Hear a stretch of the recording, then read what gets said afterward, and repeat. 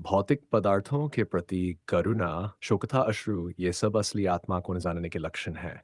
शाश्वत आत्मा के प्रति करुणा ही आत्म साक्षात्कार है। इस श्लोक में मधुसूदन शब्द महत्वपूर्ण है। कृष्ण ने मधु नामक असुर का वध किया था और अब अर्जुन चाह रहा है कि कृष्ण उस अज्ञान रूपी असुर का वध करें, जिसने उसे कर्तव्य से विमुख कर रखा है। यह कोई नहीं जानता करुणा का प्रयोग कहाँ होना चाहिए।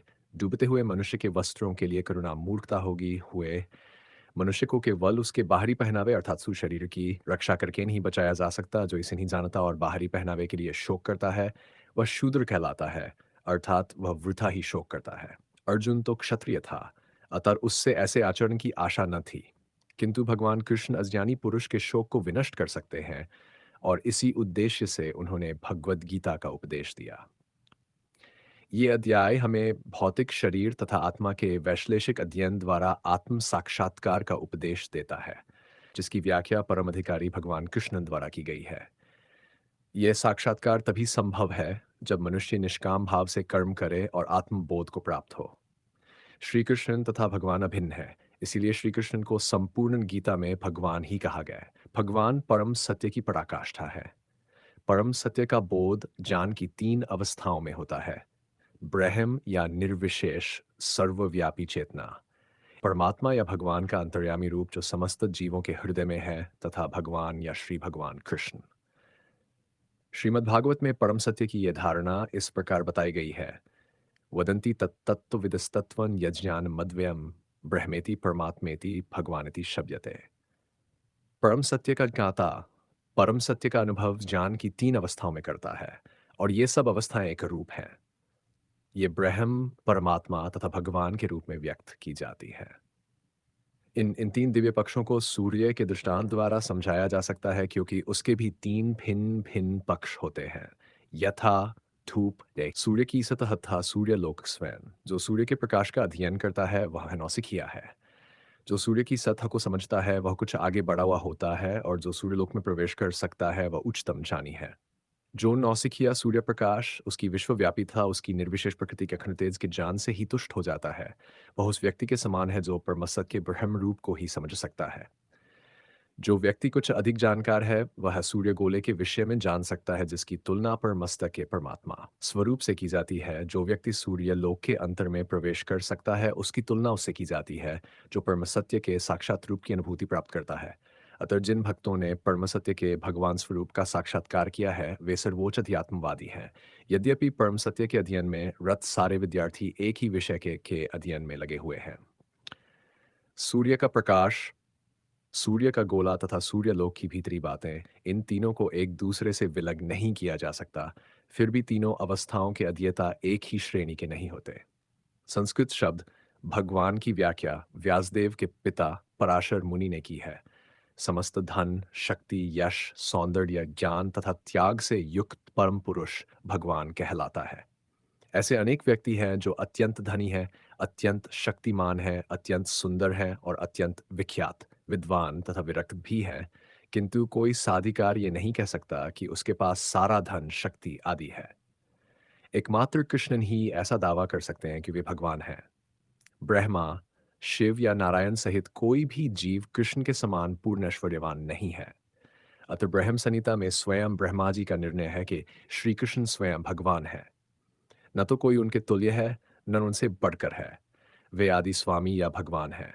गोविंद रूप में जाने जाते हैं और समस्त कारणों के परम कारण हैं। ईश्वर परमा कृष्ण सच्चिदानंद विग्रह अनादिरादिर गोविंद सर्व कारण कारणम। ऐसे अनेक पुरुष हैं जो भगवान भगवान के गुणों से युक्त हैं, किंतु कृष्णन परम है क्योंकि उनसे बढ़कर कोई नहीं है। वे परम पुरुष है और उनका शरीर सच्चिदानंद में है। वे आदि भगवान गोविंद है और समस्त कारणों के कारण है। भागवत में भी भगवान के नाना अवतारों की सूची है, किंतु कृष्णन को आदि भगवान बताया गया है, जिनसे अनेकानेक अवतार तथा ईश्वर विस्तार करते हैं। चांशकला पुंस कृष्णस्तु भगवान स्वयं इंद्रारि व्याकुलन लोकम मृडयंती युगे युगे। यहाँ पर वर्णित सारे अवतारों की सूचियाँ या तो भगवान की अंश कलाओं अथवा पूर्ण कलाओं की हैं, किंतु कृष्ण तो स्वयं भगवान है। अतः कृष्ण आदि भगवान परम सत्य परमात्मा तथा निर्विशेष ब्रह्म दोनों के उद्गम है। भगवान की उपस्थिति में अर्जुन द्वारा स्वजनों के लिए शोक करना सर्वथा अशोभनीय है। अतः कृष्ण ने कुतज शब्द से अपना आश्चर्य व्यक्त किया है। आर्य जैसी सभ्य जाति के किसी व्यक्ति से ऐसी मलिनता की उम्मीद नहीं की जाती। आर्य शब्द उन व्यक्तियों पर लागू होता है जो जीवन के मूल्य को जानते हैं और जिनकी सभ्यता आत्म साक्षात्कार पर निर्भर करती है। देहात्म बुद्धि से प्रेरित मनुष्यों को यह ज्ञान नहीं रहता कि जीवन का उद्देश्य परम सत्य, विष्णु या भगवान का साक्षात्कार है। वे तो भौतिक जगत के बाह्य स्वरूप से मोहित हो जाते हैं। अतः वे ये नहीं समझ पाते कि मुक्ति क्या है। जिन पुरुषों को भौतिक बंधन से मुक्ति का कोई ज्ञान नहीं होता, वे अनार्य कहलाते हैं। यद्यपि अर्जुन क्षत्रिय था, किंतु युद्ध से विचलित होकर वह अपने कर्तव्य से च्युत हो रहा था। उसकी हकायरता अनार्यों के लिए ही शोभा देने वाली हो सकती है। कर्तव्य पथ से इस प्रकार का विचलन तो आध्यात्मिक प्रगति करने में सहायक बनता है नहीं, इससे इस संसार में ख्याति प्राप्त की जा सकती है। भगवान कृष्ण ने अर्जुन द्वारा अपने स्वजनों पर इस प्रकार की करुणा का अनुमोदन ही किया। अर्जुन को प्रथापुत्र के रूप में संबोधित किया गया है। प्रथा कृष्ण के पिता वसुदेव की बहन थी, अतः कृष्ण के साथ अर्जुन का रक्त संबंध था। यदि क्षत्रिय पुत्र लड़ने से मना करता है तो वह नाम का क्षत्रिय है, और यदि ब्राह्मण पुत्र अपवित्र कार्य करता है तो वह नाम का ब्राह्मण है। ऐसे क्षत्रिय तथा ब्राह्मण अपने पिता के अयोग्य पुत्र होते हैं। अतः कृष्ण ये नहीं चाहते थे कि अर्जुन अयोग्य क्षत्रिय पुत्र कहलाए। अर्जुन कृष्ण का घनिष्ठतम मित्र था और कृष्ण प्रत्यक्ष रूप से उसके रथ का संचालन कर रहे थे। किंतु इन सब गुणों के होते हुए भी यदि अर्जुन युद्ध भूमि को छोड़ता है तो वह अत्यंत निंदनीय कार्य करेगा।